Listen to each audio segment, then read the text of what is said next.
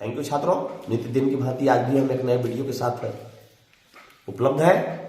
जैसा कि आप सब जानते हैं, आज हम इंग्लिश ग्रामर के विषय में थोड़ा सा चर्चा कर रहे हैं, इंग्लिश भाषा पर।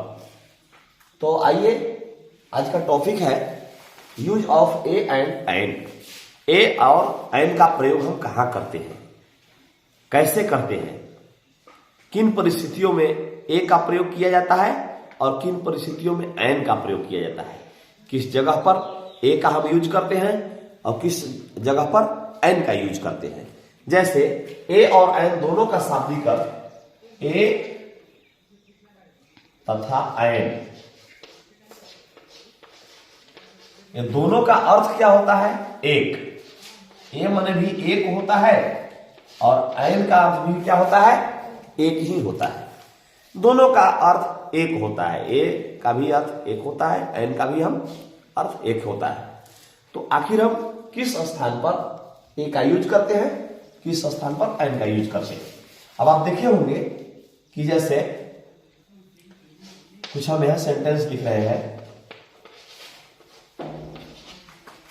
ब्लैंक्स दे रहे हैं।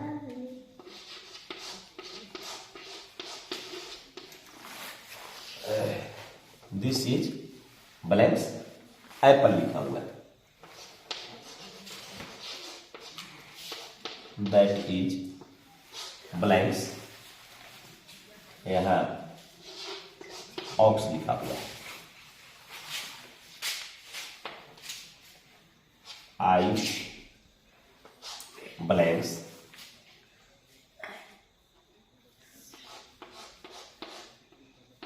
एम ए, यहां भी ब्लैंक्स है।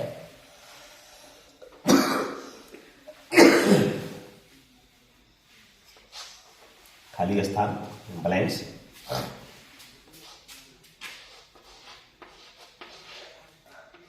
आवर।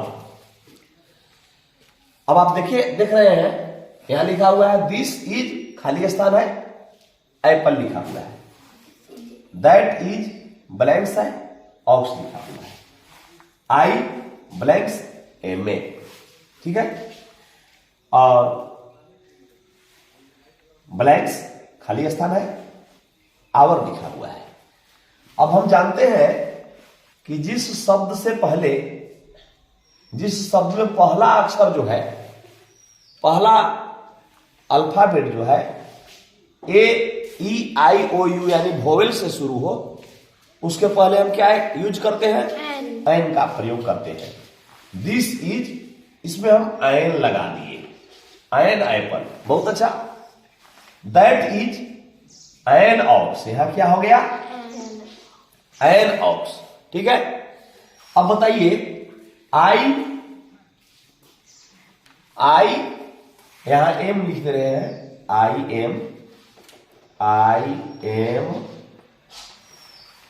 अब ए भरा जाएगा कि एन भरा जाएगा? नहीं, यहां पर भी एन भरा जाएगा। क्यों भरा जाएगा मैं बता रहा हूं आगे।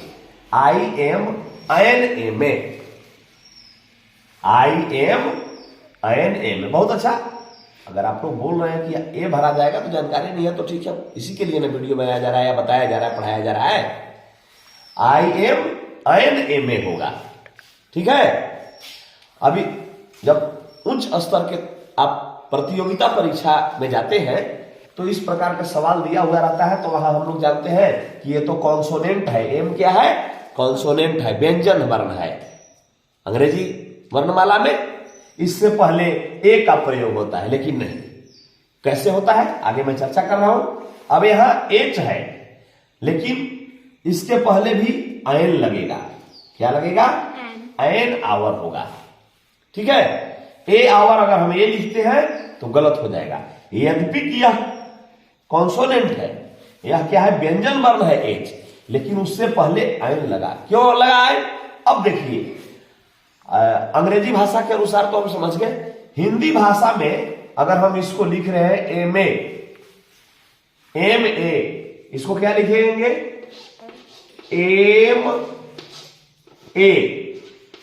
एम ए लिखा हुआ है ना, ए। हिंदी में इसको हम लिख करके समझते हैं। हिंदी में थोड़ा सा, चूंकि हमारी मदर टंग जो है वो हिंदी है, मातृभाषा हिंदी है। तो एम क्या चीज से शुरू हो रहा है? ए से। ए का उच्चारण क्या हो रहा है? ए से हो रहा है। एक ए से हो रहा है। देखिए ध्यान दीजिए, ए क्या है? ए वोवेल है। क्या है? इसका उच्चारण जो है एम ए। ध्यान दीजिए, एम मैंने लिखा है एम ए, हिंदी में लिखा ना इसको।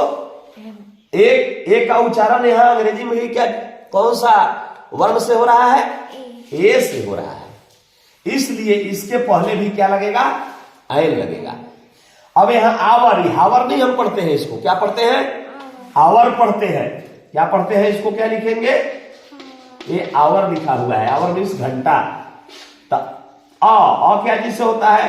अगर इसको हम इस तरह से लिखे, आवर हो जाएगा।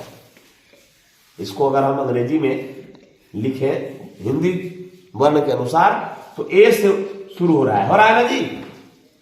तो इसके पहले इसका प्रोनाउंसिएशन जो है, इसका उच्चारण जो है, वो वोवेल के अनुसार हो रहा है। हो रहा है ना? इसलिए इसके पहले हम क्या लगाएंगे? एन लगाएंगे। An hour, an hour. ठीक है?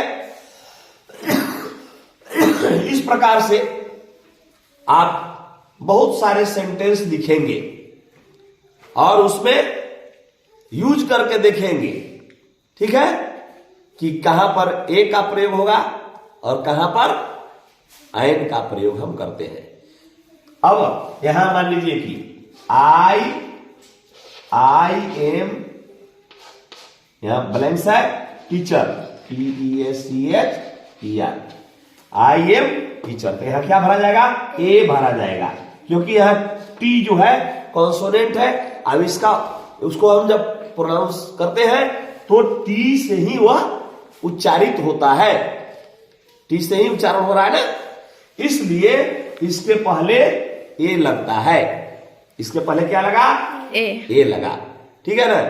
यानी कोई भी शब्द जो है, कोई भी वर्ड का उच्चारण यदि हिंदी वर्णमाला में अगर नहीं स्पष्ट हो रहा है तो हिंदी वर्णमाला के अनुसार हम उच्चारण करेंगे।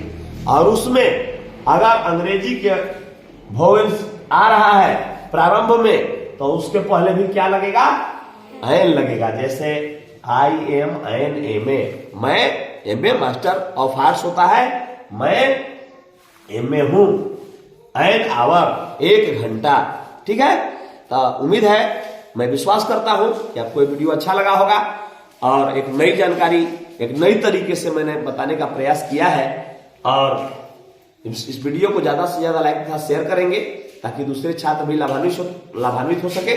और बहुत आप सबों का सहयोग मिला चैनल पर। बहुत बहुत धन्यवाद।